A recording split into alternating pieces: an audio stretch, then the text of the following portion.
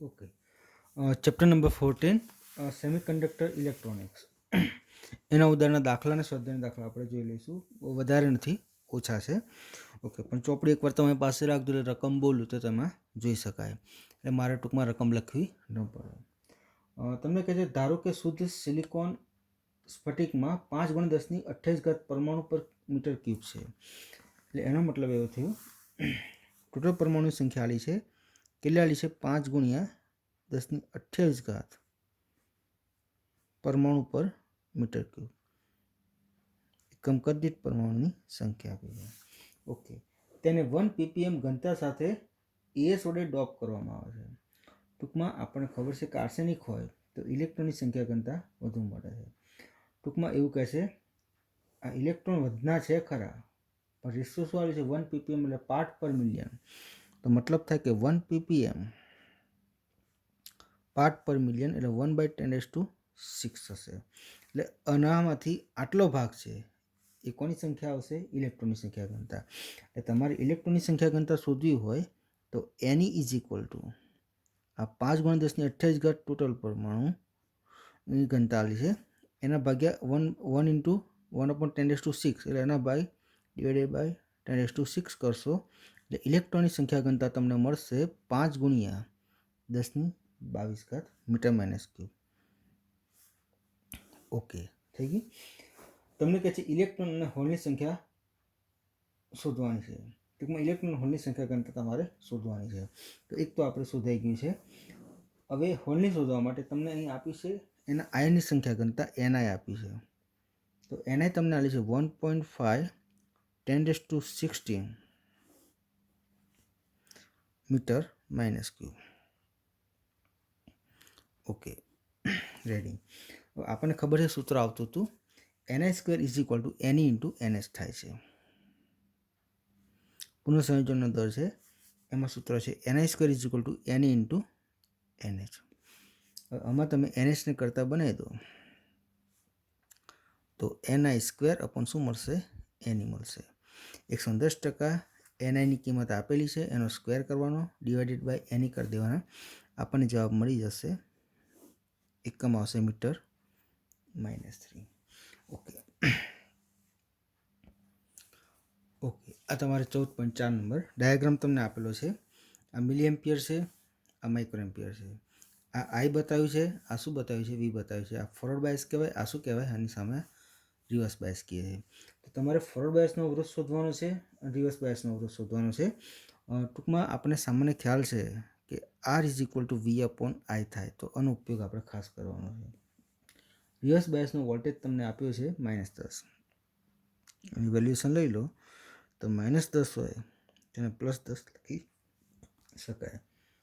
Okay, પ્રવાહ તમારે છે માઇક્રો એમ્પિયરમાં એટલે તમે IR is equal two micro ampere એટલે 10⁻6 એમ્પિયર લખી શકો છો. પહેલાં આપણે ફોરવર્ડ બાયસનો અવરોધ શોધીએ તો R is equal to V upon I આવે તો આલેખની દ્રષ્ટિએ આપણે V અપોન I નહીં લખવાના પણ ડેલ્ટા V લખવાના. સોરી, આ ડેલ્ટા I લખવાના અને આ શું લખવાના? Delta V. તો લખી શકાય RF is equal to delta V upon delta I. Delta V એટલે આ બેનો તફાવત 0.8 - 0.7 અને ડેલ્ટા I એટલે આ બેનો તફાવત મિલી એમ્પિયરમાં છે એટલે 20 - 10 થાય ને 20 - 10 ગુણ્યા 10⁻3. ઓકે, કેલ્ક્યુલેશન કરશો એટલે તમારે જવાબ આવી જશે. એકમનો આવશે ઓમ આવશે. Okay, ready. હવે વાત આવે છે રિવર્સ બાયસની. ફોરવર્ડ બાયસ પૂરું થયું. હવે રિવર્સ બાયસમાં same to same. Reverse bias એટલે R is equal to V upon I, તો રિવર્સ બાયસનો વોલ્ટેજ અને એનું કરંટ આવશે. તો એનો વોલ્ટેજ આપ્યો છે અને કરંટ તમને બંને આપ્યા છે. અમે લખ્યા છે 10 અને આ શું લખ્યા? 10⁻6. તો આની પણ તમે ગણતરી આ જ રીતે કરી શકો છો. તમારે જવાબ આવી જશે ઓમમાં. Okay, ready. હવે આગળ તમારું બીજું ઉદાહરણ આવશે. ઓકે, 14.5 નંબરનું એક્ઝામ્પલ છે. તમને કહે છે જેનર રેગ્યુલેટર પાવર સપ્લાયમાં VZ બરાબર 6 વોલ્ટ છે. એટલે જેનોડાયોડનું વોલ્ટેજ આપ્યું છે 6 વોલ્ટ. આપણે લખી નાખીએ VZ બરાબર 6 volt. Okay, Zener diode regulation માટે ઉપયોગમાં લીધેલ છે. જરૂરી લોડ પ્રવાહ એટલે IL આ બતાવ્યો છે. IL બરાબર આવ્યો છે 4 મિલી એમ્પિયર એટલે 4 ગુણ્યા 10⁻³ એમ્પિયર લખી શકાય. ઓકે. અને અનરેગ્યુલેટેડ ઇનપુટ 10 વોલ્ટ છે. તો આ અનરેગ્યુલેટેડ થાય, આ રેગ્યુલેટેડ. તો આ V1 તમને આપ્યા છે 10 વોલ્ટ. તો તમારે RSનું મૂલ્ય કેટલું હોવું જોઈએ? ટૂંકમાં તમારે આ જે બતાવ્યો છે એની વેલ્યુએશન તમારે શોધવાનું થાય. તો આપણે ટાર્ગેટ ઉપર જઈએ. તો ટાર્ગેટમાં શું લખાય કે એ અવરોધ શોધવો હોય તો જોઈ લેજો એકવાર શાંતિથી. ડાયરેક્ટ લખું છું કે એનો વોલ્ટેજની વાત કરીએ તો VS = જો વહેતો પ્રવાહ કેટલો છે? I છે ને, તો I ઇન્ટુ શું થાય? RS થાય. તો RS બરાબર શું થાય? તો VS upon I થાય. ટૂંકમાં આપણે VS શોધવાનું અને વોલ્ટેજ શોધવાનું અને આ કરંટ I શોધવાનું. તો આપણે VS શોધવા માટે શું કરશું? તો જોજો એકવાર શાંતિથી. હવે આની અંદર કેવું છે કે આ કેટલા છે? 10 વોલ્ટ. ઓકે. આ કેટલા છે? 6 વોલ્ટ.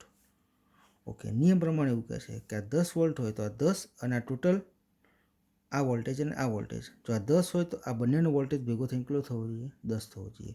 તો આ 10 છે, આ કેટલો આવ્યો છે? 6. તો 110% આ કેટલો થાય? 4 થાય. ટૂંકમાં કહી શકાય કે VS બરાબર આ 10માંથી 6 બાદ કરી નાખો તો 110% 10 - 6 તો VS બરાબર શું મળશે આપણને? 4 વોલ્ટ મળશે. ઓકે. હવે મુદ્દો આવે છે આપણે I શોધવાનો છે. જોજો એકવાર શાંતિથી. કેવું કરશું? તો I છે અહીં જશે, જંકશન પાસે IZ જાય, આ બાદ શું જાય? IL જાય. IL તમને આલ્યો છે 4 મિલી એમ્પિયર, પણ IZ નથી આલ્યો અને I પણ નથી આલ્યો. આપણી જરૂર Iની છે. તો એના માટે પહેલાં IZ શોધવો પડે. તો નિયમ એવો કહે છે જેનરનો જે પ્રવાહ હોય, કંટ્રોલિંગ માટે જેનરનો પ્રવાહ છે એ આ લોડ પ્રવાહ છે એના કરતાં 5 ગણો હોવો જોઈએ. એટલે એવું લખી શકાય કે IZ = થિયરી મુજબ 5IL હોવો જોઈએ. એટલે 5 ગુણ્યા 4 મિલી એમ્પિયર એટલે તમારે થશે 5 × 20 એટલે 20 મિલી એમ્પિયર થઈ જશે. એટલે થશે 20 મિલી એમ્પિયર. થઈ ગયું? ઓકે. હવે જંકશન તમે યુઝ કરો. આ કેટલો છે? 4. આ કેટલો છે? 20. તો I છે એ I અહીંથી છૂટું પડે. તો Iમાંથી 2 ભાગ પડે, IZ અને ILના. તો I બરાબર IZ + IL લખી શકાય. તો IZ છે 20, IL છે 4 એટલે થશે તમારે 24 મિલી એમ્પિયર. ઓકે. રેડી. 24 મિલી એમ્પિયર એટલે તમે લખી શકો છો 24 ગુણ્યા 10⁻³ એમ્પિયર. તો આપણે I આવી ગયો છે, આપણે આ VS આવી ગયો છે. તો VSની વેલ્યુ અહીં મૂકશો, Iની વેલ્યુ અહીં મૂકશો તો 110% તમારો જવાબ આવી જશે. ઓકે. આ થયું આપણે 14.5 નંબરનું ઉદાહરણ થયું. ઓકે. બીજા ઉદાહરણ છે આપણે લોજિક ગેટ માટેના ઉદાહરણમાં, પણ એ સિમ્પલ છે એટલે આપણે એના માટે કામ કરશું, લોજિક ગેટ સમજી લઈશું તો એ ઉદાહરણ ખ્યાલ આવી જશે. અને લોજિક ગેટના બીજા વધારાના સ્વાધ્યાયમાં દાખલા છે એને આપણે ભાઈ જોઈ લઈશું. તો આપણે એટલે સ્વાધ્યાય સ્ટાર્ટ કરીએ. તો સ્વાધ્યાયમાં તમારે 1 કે 2 જ એક્ઝામ્પલ એવા છે જે આપણે ગણવા પડે. બીજા એક્ઝામ્પલ છે MCQમાં ગણતરી થઈ શકે છે, એની ચર્ચા આપણે પછી કરી લઈશું. સપોઝ જે રીતે આપણે 14.6 છે એની ગણતરી કરવાની જરૂર નથી, પણ એકવાર જોજો ખ્યાલ આવી જશે. હું બોલું છું તમને કહે છે અર્ધ તરંગ રેક્ટિફિકેશનમાં ઇનપુટ આવૃત્તિ 50 હર્ટ્ઝ હોય તો આઉટપુટ આવૃત્તિ કેટલી હશે? અને આ જ ઇનપુટ આવૃત્તિ માટે પૂર્ણ તરંગ રેક્ટિફાયરની આઉટપુટ આવૃત્તિ કેટલી હશે? તો સ્વાભાવિક વસ્તુ છે કે પૂર્ણ તરંગ રેક્ટિફાયર હોય એ હાફ વેવ કરતાં કેવું થશે? ડબલ થશે. એનો મતલબ થાય કે એમાં જવાબ તમારે આવશે 50 × 2 110% શું થશે? 100 હર્ટ્ઝ થશે. તો આપણે લખવાની જરૂર નથી. આપણે હવે 14.7 છે એ 14.7ને આપણે જોઈ લેવાનું છે સ્વાધ્યાયમાં. પછી આપણે વધારાનું સ્વાધ્યાય જોઈશું. તો સ્વાધ્યાયમાં 14.7 છે. તમને કહે છે 2.8 ઇલેક્ટ્રોન વોલ્ટની બેન્ડ ગેપ ધરાવતા સેમિકન્ડક્ટરમાંથી, એટલે એનર્જી ગેપ આપી છે 2.8 electron volt. Okay. Ready. 2.8 electron વોલ્ટની બેન્ડ ગેપ ધરાવતા સેમિકન્ડક્ટરમાંથી PN ફોટોડાયોડ બનાવેલ છે. શું તે 6000 નેનોમીટરની તરંગલંબાઇની ફરક કરી શકશે? ઓકે. તમને એવું કહેશું એ તો એક કામ કરવાનું, આપણે એનું E શોધવાનું છે. તમને આલ્યું છે લેમ્બડા, આલ્યું છે 6000 નેનોમીટર. એટલે 6000 ગુણ્યા 10⁻9 મીટર લખી શકાય છે. ઓકે, હવે આપણી પાસે સૂત્ર છે E = hc/λ. ઓકે, તો અહીંયા એચની વેલ્યુ શું આવે છે તો આપણને ખબર છે 6.625 × 10⁻34. સી બરાબર તમે શું લખશો તો 3 × 10⁸ 110%. તમે જે ઈ શોધશો એ ઈ તમારે શેમાં આવશે તો ઈ તમારે ઇલેક્ટ્રોન વોલ્ટને ફેરવ્યા નથી તો ઈ તમારે શેમાં આવશે ઇલેક્ટ્રોન વોલ્ટમાં આવશે. Okay, ready. હવે જો જવાબ છે એ જવાબ તમારો 2.8 કરતાં વધુ આવે તો ફરક ન થઈ શકે, 2.8 કરતાં ઓછો આવે તો 110% ફરક થઈ શકશે. તો એ પણ આપણે લખી શકીએ છીએ. ટૂંકમાં કહેવાનો મતલબ એવો છે કે જો આ એની વેલ્યુ 2.8 કરતાં વધુ આવશે તો પરખ થઈ શકશે અને ઓછી આવશે તો પરખ નહીં થઈ શકે. એટલે તમે જો જવાબ શોધો અને જો વેલ્યુ તમારે 2.8 કરતાં ઓછી આવે તો લખી નાખવાનું કે પરખ થઈ શકતી નથી. ઓકે, આ સ્વાધ્યાયનો એક દાખલો હતો. ઓકે, હવે આપણે વધારાનું સ્વાધ્યાય જોઈશું લોજિક ગેટનું. ઓકે, તો એના માટે આપણે પહેલાં તો લોજિક ગેટ છે એ ટૂંકમાં શોર્ટમાં આપણે સમજી લઈશું. ઓકે, લોજિક ગેટમાં મૂળભૂત 3 પ્રકારના ગેટ છે: એન્ડ ગેટ, ઓર ગેટ અને નોટ ગેટ. એન્ડ એટલે સામાન્ય આપણે અને એમ સમજીએ, ઓર એટલે અથવા સમજીએ, નોટ એટલે આપણે ઊંધું કરી નાખવાનું. ટૂંકમાં 2 ટર્મિનલ છે, 2 ઇનપુટ છે એ અને બી. તો એન્ડ ગેટમાં એનું બુલિયન સમીકરણ થાય A.B થશે. એટલે કે એ અને બંને જો 1 હોય તો જ આન્સર શું આવશે 1 આવશે. ઓર ગેટ છે, એ અને બી છે તો એમાં બુલિયન સમીકરણ આવે છે, આઉટપુટમાં A+B થશે. અને નોટ ગેટ છે એમાં એનું ઊંધું થાય છે. ટૂંકમાં કદાચ 1 હોય તો 1નું 0 થાય, 0 હોય તો શું થઈ જાય 1 થઈ જાય. Okay, ready. આ ત્રણેના ટ્રુથ ટેબલની હું સિમ્પલ વાત કરું તો આ રીતે લખી શકાય એન્ડ ગેટ માટે કે આ એ છે, આ બી છે, આ એનો ઇનપુટ છે. હવે એનો આઉટપુટ બતાવીએ આપણે તો A.B થશે. તો 1 1 1 થશે, 0 1 0 થશે, 1 0 0 થશે અને 0 0 શું થશે 0 થશે. ઓકે, હવે ઓર ગેટ છે એનું આપણે બતાવી દઈએ.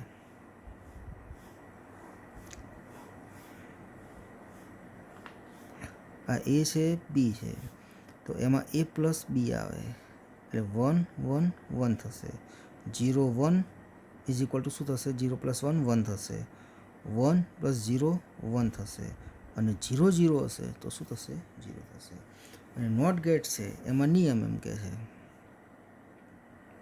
કે જો તમે આપણે એક જ ટર્મિનલ, એક જ ઇનપુટ છે, જો એ હશે તો A બાર થશે.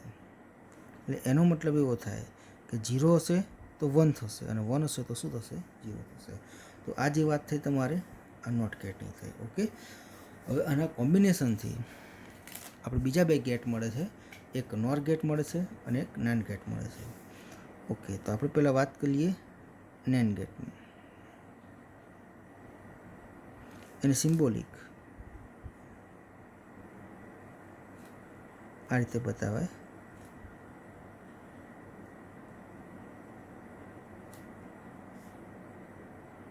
ઓકે, આ એ હોય, બી હોય તો એન્ડ પણ આગળ એન આવે છે. એન એટલે શું કહે છે નેન્ડ ગેટ એટલે એન્ડનું ઊંધું થાય. તો A.B છે તો A.B તો થાય જ પણ એનું આપણે શું કરી નાખવાનું ઇન્વર્સ કરી નાખવાનું. ઓકે, એ રીતે નોર ગેટ છે તો નોર ગેટમાં આપણે કઈ રીતે કરશું તો એનો સિમ્બોલ આવો આવશે.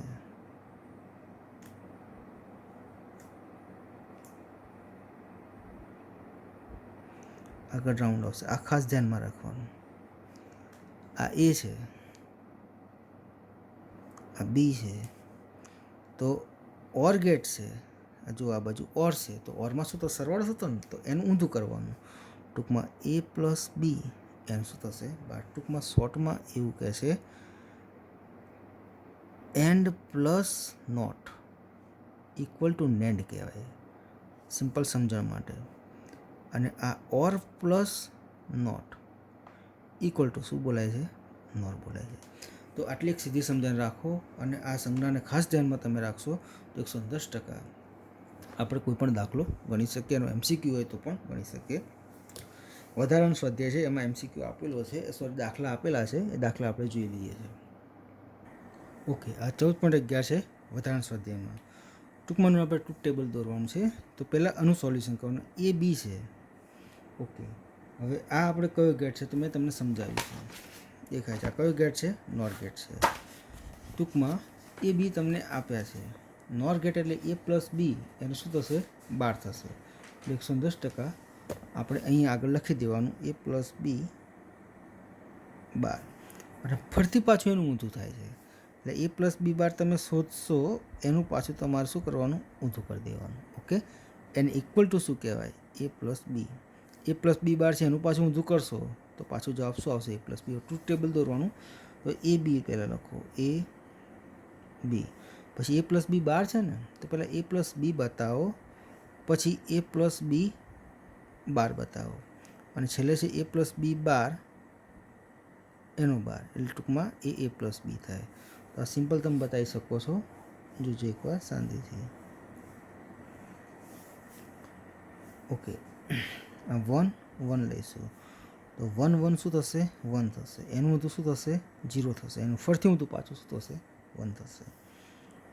આપણે 0 1 લઈએ. 0 1નું શું થશે? 1 થશે. એનું ઊંધું પાછું શું થશે? 0 થશે. અને એનું ઊંધું પાછું શું થશે? 1 થશે. પછી 1 0 લઈએ તો 1 0 1 પ્લસ 0 1 થશે. એનું ઊંધું પાછું 0 થશે. ફરીથી એનું ઊંધું પાછું શું થશે? 1 થશે. એ જે ડબલ 0 લઈએ 0 0 તો 0 0 આ 0 થશે. એનું ઊંધું શું થશે? 1 થશે. અને ફરીથી પાછું એનું ઊંધું શું થશે? 0. તો આ એક સિમ્પલ વસ્તુ છે, આપણે એને સમજી શકીએ છીએ. Okay, ready. હવે આની વાત કરીએ તો આના માટે પણ જોવાનું એ છે બી છે આનું ઊંધું થયું છે એટલે એ બાર થશે, બી બાર થશે. હવે આઈ બાર બી બાર છે. હવે આ કયો ગેટ છે? નોર ગેટ છે. એટલે એનો સરવાળો કરીને પાછું ઊંધું કરવું પડશે. તો એ બાર વત્તા બી બાર તો કરશો જ, ફરતી પાછું એનું શું કરવાનું? ઊંધું. એટલે આની અંદર પણ ટેબલ પાડો તો પહેલાં એ બી લખશો. એ બી પછી આ એ બાર બી બાર પછી એ બાર બી બારનો સરવાળો કરીને પછી ઊંધું ને તો પહેલાં એ બાર બી બાર બતાવવાનું વત્તા બી બાર, અને ફરીથી એ બાર વત્તા બી બાર એનું શું થશે? 12 થશે. તો એક સિમ્પલ છે, આપણે એને બતાવી દઈએ. ઓકે, જોજો એકવાર. આપણે 1 1 લઈએ. ઓકે, 0 1 1 0 0 0. ચલો આના ઊંધા કરવાના છે ને તો 1 છે તો 0, આ 1 આ 0, આ શું થશે? 1. આ 0 0 1 અને શું થશે? 1 થશે. ઓકે, આપણને 110% ખ્યાલ છે આવું થઈ શકે છે. એનું એ બાર છે, બીનું શું છે? બી બાર છે. ઓકે, હવે આ બેનો સરવાળો તો 0 0 0 આ 1 થશે, આ 0 1 1 થશે, આ પણ શું થશે? 1 થશે. થઈ ગયું. ફરીથી પાછું આનું ઊંધું કરી દેવાનું છે. તો 0નું 1 થઈ જશે, આ પાછું 0 થશે, આ પાછું 0 થશે, અને આ પણ પાછું શું થશે? 0 થશે. તો આ પણ એક સામાન્ય છે, એને સમજી શકાય. ટૂંકમાં આ સિમ્બોલિક ખાસ સમજવાનું. ઓકે, હવે આવશે તમારે 14.11 પછી આ 14.12 છે. આ થોડું ટિપિકલ છે, પણ આમાં ખાસ સમજવાનું આ એ અને બી બંને ઇનપુટ શોર્ટ થયેલા, અને કોઈ તો બંનેમાં 1 હોય, કોઈ તો બંનેમાં શું હોય? 0.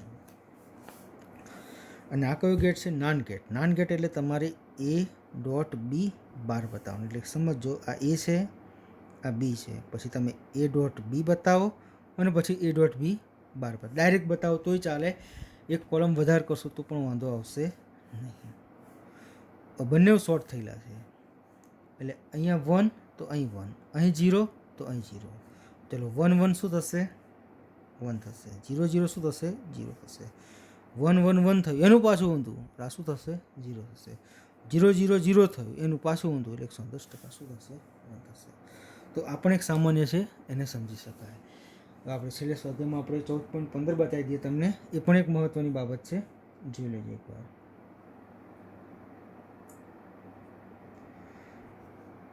ઓકે, એક આવો ડાયાગ્રામ છે. એક ડાયાગ્રામ આવો છે, પછી તમને પછી બતાવી દઉં. ચલો પહેલાં આપણે બીજો ડાયાગ્રામ લઈ લઈએ. એ બી. ઓકે, આ શું છે? તો નોર ગેટ છે. કેવું ગેટ? નોર ગેટ. એટલે 110% તમે અહીંયા એ અને બી છે ને, એટલે તમે અહીંયા 110% બતાવી દીધું તમે. સોરી, અહીં તમને આપેલું છે એ બાર, અહીં આપેલું છે બી બાર, તો પછી અહીં ચિંતા કરવા નથી. એનું એ બાર, બીનું બી બાર. ઓકે, હવે આ કયો ગેટ છે? નોર ગેટ છે. એટલે તમારે શું કરવાનું, તો આ બેનો સરવાળો તો થાય, પણ ઓર હોય તો ખાલી સરવાળો, પણ નોર છે એટલે સરવાળો કરીને પાછું શું કરવાનું, ઊંધું કરી દેવાનું. એટલે એ બી લખો, એ બાર બી બાર લખો, અને પછી એ બાર પ્લસ બી બાર લખો, અને છેલ્લે એ બાર પ્લસ બી બારનું શું કરી નાખો, ઊંધું કરી નાખો. ઓકે, જોઈ લેજો એકવાર શાંતિથી. ઓકે, ચલો અહીં હાલ દઈએ 1 1 0 1 1 0 0 0, ગમે તે લઈ શકાય. ટૂંકમાં 1 1 હોવું, 0 1 1 0 અને 0 0 ગમે તે ક્રમમાં લખો, અને પહેલાં લખો છેલ્લે લખો, ફરક પડતો નથી. આ 0 આ 0નું 1 થશે, આ 0 થશે, આ 1 થશે. આ 1 છે તો 0, આ 1 0, આ 0નું 1, આ 0નું પાછું 1. ચલો સરવાળો કરી દઈએ. 0 આ 1 આ 1 અને આ શું થશે, 1 થશે. પાછું એનું ઊંધું કરવાનું છે, તો આ 0નું 1 થશે, આ 0 થશે, આ 0 થશે, ને આ પણ શું થશે, 0 થશે. આમાં આ બી નંબરનો ડાયાગ્રામ છે, આમાં એ નંબરનો ડાયાગ્રામ છે, એ તમારે એઝ ઇટ ઇઝ આવું જ છે, પણ હું તમને બતાવી દઉં. એમાં ડાયાગ્રામ આવવાનો છે, શોર્ટ થયેલા છે, અને અહીં ગેટ પેલામાં તમને શું બતાવ્યું હતું, નાન ગેટ. તો આ શું છે, નોર ગેટ છે. વાય તો આ એ છે, એટલે તમારે એ આ બી, આ કયો ગેટ છે, નોર ગેટ છે. એટલે એ ડોટ બી બતાવીને પછી બાર કરી દેવાનું, સોરી એ વત્તા બી બતાવી અને પછી શું કરવાનું, એનું બાર. ઓકે, અહીં 1 1 હાલ દો, 0 0. ચલો 1 + 1 1, ઊંધું કરશો તો 0 થાય. 0 + 0 0, ઊંધું કરશો તો પાછું શું હશે, 1 થશે. ટૂંકમાં આ રીતે આપણે સમજણ મેળવી શકીએ. ટૂંકમાં આમાં MCQ છે, એ અમુક દાખલા MCQમાં આવશે, તો એની ગણતરી આપણે પછી કરી લઈશું, એ પણ આપણે જોઈશું. અત્યારે આપણે ખાસ દાખલાની જરૂર છે, આપણે ટૂંકો સમય છે આપણી પાસે, એટલા માટે. Okay, ready.